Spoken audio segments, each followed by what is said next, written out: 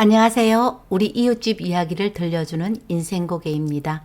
또 한 해가 가는 12월입니다. 12월에는 한 해를 보내며 그 해의 괴로움을 잊고 새롭게 시작하자는 의미로 망연회를 합니다. 망연회 문화가 많이 변했지만 그래도 먹고 마시는 것은 여전히 이루어지고 있습니다. 아들하고 며느리는 연휴를 이용해서 손자하고 장인, 장모와 함께 해외여행을 떠났습니다. 요즘 자식들 모두 그렇지 하고 마음을 달래보지만 서운한 마음은 어쩔 수가 없었답니다. 우울한 마음에 친구에게 전화를 해서 점심 약속을 했습니다. 그때 시집간 딸이 전화가 왔습니다. 엄마, 나 지금 지훈이 데리고 갈 테니까 지훈이 좀 봐줘. 우리 오늘 친구들하고 막년회 하는 날이야. 약속 있다고 말하기도 전에 끊어진 전화를 뚫어져라 보다가 친구에게 어쩔 수 없이 전화를 합니다. 정수가 오늘은 점심 못 먹겠다. 딸이 점심 같이 먹자고 한다. 이렇게 둘러대고 전화를 끊었습니다. 전화를 끊고 혼자서 중얼거리죠. 저거 자식 저거가 좀 키우지. 엄마가 어디 지 종이가. 딸이 현관에서 엄마 아빠 갔다 올 때까지 할머니 말 잘 듣고 있어 하고 바쁘다며 성걸음으로 갔습니다. 무정한 것이나. 며느리는 그렇다 해도 내 딸은 또 왜 저래. 신세 한탄하면서 자식 부탁 들어주지 말고 긴 이유 설명 없이 안 된다고 말씀하시는 편이 훨씬 더 좋습니다. 부탁 들어주고 뒷얘기하는 것보다 훨씬 더 좋거든요. 참 이해하기 어려운 부분이 왜 부모는 오늘 엄마 약속 있다고 말을 못하고 살까요? 사위 보기 미안해서 말 못한다는 사람도 있더라고요. 하다 며느리 눈치에 사위 눈치까지 보고 살아야 합니까? 허기야 제가 알고 지내는 사람은 사돈 눈치까지 보았습니다. 아들 장가 보낼 때 집 마련 못해줘서 또 손자 키워주지 못했기 때문이죠. 요즘 정말 많이 바뀌었습니다. 딸과 같이 한번 살아보신 적 있습니까? 친정엄마와 딸에게 발생하는 갈등은 며느리보다 더 심각하고 마음의 상처를 받기 마련입니다. 너무 친하기 때문에 친정엄마를 막대하는 거죠. 며느리는 그나마 기본적인 예의는 갖추지만 딸은 기본적인 예의마저 무시할 때가 많습니다. 자식하고 부모의 갈등은 세대 차이에서 많이 발생합니다. 변화를 무시하고 나 때는 말이야 하는 말을 반복하고 사회가 새롭게 변화함을 받아들이지 못해서 오는 갈등도 많습니다. 요즘 자식들은 기본이 대학 졸업을 하고 많이 배워서 부모 말에 순종하지 않습니다. 취업하기 위한 지식만 머리에 담았을 뿐 인간이 살아가는 기본 예의는 너무 무시하고 살아가고 있습니다. 그리고 부모들이 자식들을 자기밖에 모르도록 키웠잖아요. 자식들에게 바라지 마십시오. 자식 내외지간 잘 살면 된다고 생각하면 됩니다. 부부는 이혼을 하면 남이지만 부모 자식은 안 보고 살 수는 있어도 끊을 수는 없는 관계입니다. 알고 보면 우리 이웃에도 부모와 자식 관계가 원만하지 못한 집 정말 많습니다. 그럼 왜 부모와 자식 간의 갈등은 생기고 풀어갈 수 있는 방법은 없을까 하는 생각이 들죠. 그럼 그 해법을 한번 찾아보겠습니다. 부모와 자식 간에도 예의가 있어야 합니다. 이제까지는 내 소중한 아들이었지만 그리고 내 소중한 딸이었지만 성인이 되고 결혼을 하면 부모의 소중한 아들과 딸보다 누군가의 아내, 누군가의 남편임을 부모들은 인정을 해야 합니다. 우리가 어릴 때는 절대적으로 자식이 부모한테 의존할 수밖에 없는 삶을 살았습니다. 하지만 부모가 나이가 많이 들었다고 자식이 어릴 때처럼 생존 자체를 자식에게 의존한다는 것은 가능한 일이겠습니까? 부모가 자식들에게 너무 지나치고 의존적이면 자식들 부담스러워합니다. 늙으면 자식이 아니라 혼자 독립적으로 살 수 있는 방법을 마련해야 합니다. 얼마 전 손님이 가방 속에서 종이 한 장을 꺼집어내면서 한번 읽어보라고 했습니다. 규칙 1. 예고 없이 집에 방문하지 않는다. 규칙 2. 아파트 비번이나 현관 키를 요구하지 않는다. 규칙 3. 집에 방문하실 때 냉장고 문을 함부로 열지 못하고 청소 상태나 기타 살림사는 방식에 대해서 말하지 않는다. 규칙 4. 방문 시 자고 가는 것은 안 되고 머무는 시간은 2시간 이내로 정한다. 규칙 5. 자식이 방문 요청할 때만 방문을 하기로 한다. 규칙 6. 식사는 외식을 기본으로 한다. 이게 뭡니까? 지금 아들 집에서 이 종이 쪼가리에 이름 쓰고 한 장 받아온 거라 예. 좀 인정이 없어 보이지만 이런 이유로 갈등이 쌓여서 싸우는 것보다 현명한 방법일 수는 있겠네요. 무슨 소리 하고 있는겨?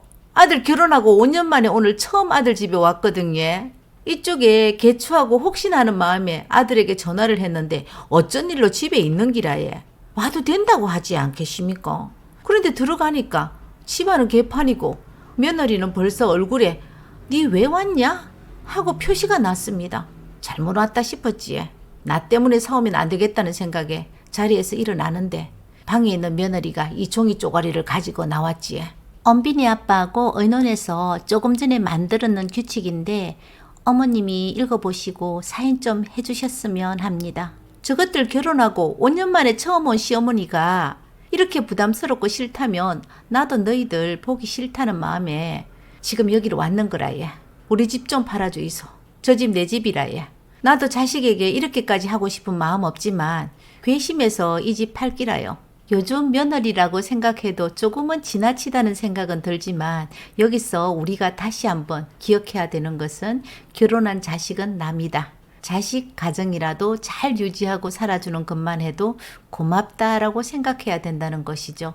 엉망으로 살림을 살아도 밥을 해먹지 않고 배달을 시켜 먹어도 우리 부모 세대보다 더 잘 먹고 살아가고 있습니다.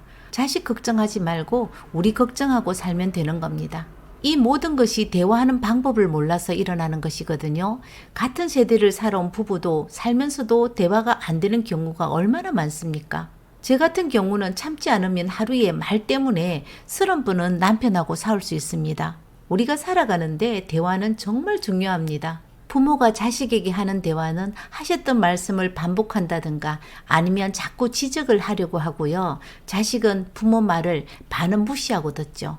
요즘 자식들 부모보다 더 많이 배운 사람들 많을 겁니다.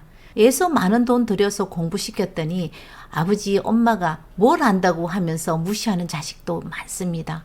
부모가 잔소리처럼 습관적으로 했던 말 반복해도 자식에게 하고 싶은 말 다 못하고 있습니다. 물론 자식들도 어떻게 다 하고 살겠습니까? 그래서 대화의 시간은 일부러라도 만드는 것이 좋습니다. 부모가 자식에게 하는 대화법 중에서 제일 좋은 대화법은 길지 않고 간단하고 명료하게 하는 것입니다. 그리고 꼭 이중적인 말은 하지 않는 것이 좋습니다. 요즘은 환갑을 하지 않잖아요. 하루는 딸이 엄마 환갑인데 여행 갈래요? 라고 했거든요. 누가 요즘 여행을 간다 카드노? 됐다마. 그런 쓸데없는 일을 벌리지 마래. 진짜로 신경 쓰지 않고 넘어가는 딸에게서 느껴지는 섭섭한 마음은 무엇일까요? 자식에게 무엇을 바랄 때는 정확하게 내가 원하는 구체적인 말을 해야 합니다. 애매한 말을 해놓고 섭섭한 마음은 앞뒤가 맞지 않잖아요. 우리나라 말 참 어렵습니다. 부모 자식 간에 제일 중요한 것은 거리가 필요한 겁니다. 그래야 원만한 부모 자식 간의 관계가 유지가 되는 겁니다. 보고 싶은 사람도 그리울 때가 좋습니다. 부모와 자식은 안 보고 살 수는 없겠지만 무조건 가까이 있다고 좋은 것도 아닙니다. 자식 때문에 애 끓는 부모도 있고 철들지 않는 부모 때문에 힘든 자식도 있습니다. 부부는 싫으면 헤어지면 그만이지만 자식은 현실적으로 끊을 수 없잖아요. 그러니까 부모와 자식도 가끔 한 번씩 보는 것이 최고입니다. 자식은 자식 입장이 있고 부모는 부모 입장이 있기 때문에 서로 구체적인 삶을 요구하지 않는 것이 좋습니다. 이제는 부부 중심으로 사셔야 합니다. 자식이 모두 성인이 되고 결혼을 했는데 언제까지 자식에게 간섭을 하고 자식에게 대접을 받기를 원하십니까? 자식들에게 가장 큰 선물은요, 돈보다 부모가 짐이 되어 어깨에 올라타지 않는 겁니다. 아프지 마시고 없는 돈 자식에게 물려주지 말고 오늘부터 본인을 위해 살아가면 됩니다. 얼마 전 함께 살고 있는 막내딸과 아빠가 부딪혔답니다. 이사한 탓으로 몸살 기운도 있고 하루 종일 한 끼도 못 먹고 있는데 막내딸이 아빠 괜찮아요? 말 한마디 없이 친구랑 저녁 약속 있다고 나간다는 딸에게 무척이나 섭섭하고 배신감 같은 것을 느꼈다고 합니다. 아빠는 모든 것을 딸 중심으로 생활을 했는데 딸은 아니다라는 거죠. 독립을 한다고 하면 시키지도 못하는 사람이 더 이상 같이 못 살겠다, 독립시키자고 난리치며 시끄러웠죠. 한두 번 있는 일이 아닙니다. 부모가 너무 많이 해준 만큼 바라는 것이 많아서 그렇습니다. 그때마다 이제 자식은 제 인생 살도록 간섭하지 말고 우리 삶을 살자고 얘기를 하죠. 다른 집에도 마음대로 안 되는 것이 자식이라고 하는데 자식들이 마음대로 되었으면 세상 부모들이 자식에 대한 섭섭한 게 하나도 없겠죠. 오늘은 내가 삼겹살하고 당신 좋아하는 소주 살게요 하면서 그렇게 달리고 살아갑니다. 이렇게 어느 집이든 살아가는 모습이 똑같습니다. 연탄 봉사하는 사람들이 행복하게 웃으면서 뉴스에 나왔습니다. 그리고 매달 희귀병 아이들에게 후원금이 빠지고 아프리카 굶주린 아이에게도 매달 후원금이 작게나마 정기적으로 나가는 것을 보면서 가장 가까운 내 부모에게는 자식된 도리로 어떻게 하고 살았을까 하는 것을 제가 돌아보았습니다. 부모님들 돈도 좋아하지만 대단한 것 원하지 않습니다. 아무리 보고 싶은 자식이라도 눈 비올 때 자식들 온다고 하면 그리움보다 걱정이 앞서 오지 말라고 하는 것이 부모 마음입니다. 안부 전화 가끔 하고요. 보고픈 손주 얼굴 자주 보여드리면 됩니다. 전 나이가 들고 알았습니다.